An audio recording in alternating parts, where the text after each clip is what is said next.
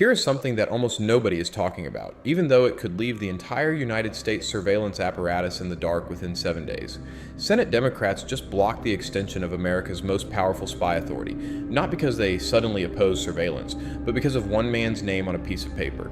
That name is Bill Pulte, and if you have never heard of him, you are not alone. That is actually the whole point of this story. So let me walk you through what just happened in the dead of night on Capitol Hill, because the official version barely scratches the surface. Early Friday morning, while most of the country was asleep, the Senate tried to start debate on extending Section 702 of the Foreign Intelligence Surveillance Act. That is the program that lets American intelligence agencies sweep up communications of foreign targets. And incidentally, a lot of Americans caught in the same net. It is one of the most consequential surveillance tools the government has, and it expires in a week. You would think extending it would be routine. It usually is. Both parties tend to grumble about civil liberties, then quietly renew it because nobody wants to be the senator who let a terrorism tool lapse. But this time, every single Senate Democrat except John Fetterman of Pennsylvania voted no. They blocked the motion to even begin debate. Not the bill itself, the debate. Why?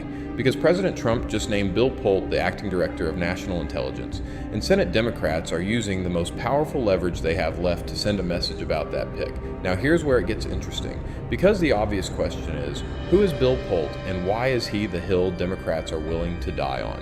You may know the Pulte name from suburbs. Pulte Group is one of the largest home builders in America. Bill Pulte is the grandson of the company's founder.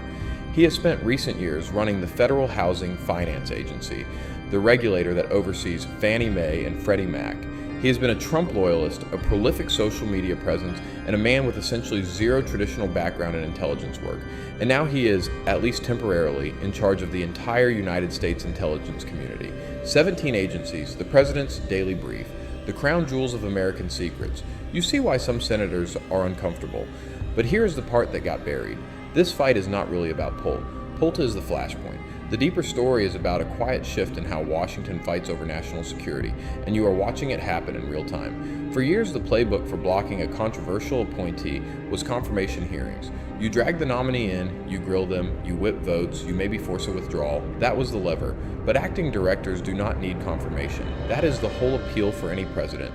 You install someone in the role, they exercise the powers of the office, and the Senate's traditional veto evaporates. So what do you do if you are a senator who feels cut out of the process? You find another lever.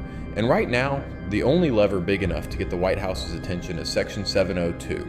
That is what you just watched happen. Democrats grabbed the one piece of expiring legislation the administration desperately needs, and they are holding it. Not forever, just long enough to force a conversation that confirmation hearings can no longer provide. This is the part of the story that is not really about left versus right. It is about a structural change in how power gets contested in Washington. Think about it. The Senate's most basic constitutional power is advice and consent on nominations. When that power gets routed around through acting appointments, senators lose their main tool, and when they lose their main tool, they reach for whatever else is on the table. In this case, that happens to be the legal authority underpinning a huge chunk of American foreign intelligence collection. It is a remarkable escalation, and it raises a question almost nobody is asking out loud. What happens if the clock actually runs out? Because Section 702 is not symbolic. Intelligence officials have said for years that it is one of the most productive collection authorities they have.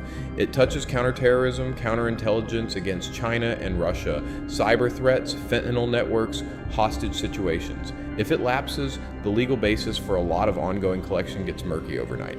The standard assumption in Washington is that somebody always blinks. A short-term extension gets attached to something. A deal gets cut, the lights stay on. But the standard assumption also used to be that controversial intelligence appointees get confirmation hearings. And here we are. So who blinks first? The administration could withdraw Pulte and name someone with a traditional intelligence background. That would diffuse the standoff almost immediately.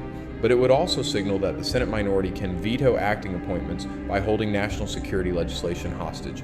And no White House wants to set that precedent. Senate Democrats could fold and let 702 move forward, hoping to fight Pulte through other means like oversight hearings and document requests.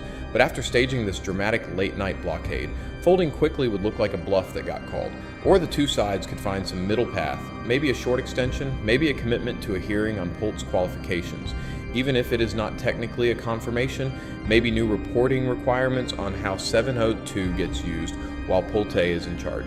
That last one is actually worth pausing on, because part of what makes this whole standoff so combustible is that 702 has always been controversial precisely because of who has access to the raw take. The program has had compliance issues. FBI queries of 702 data have been the subject of multiple Inspector General reports.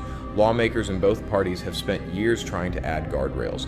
Now imagine an acting DNI with no intelligence background sitting on top of all of that. With the program up for renewal, you can see why even senators who normally vote yes on surveillance extensions are suddenly paying attention. And here's the wrinkle that makes this story even harder to read. John Fetterman, the lone Democrat who voted with Republicans, has been carving out an independent lane on national security for a while now. His vote does not change the math, but it does change the optics. It tells you this is not a clean party line fight.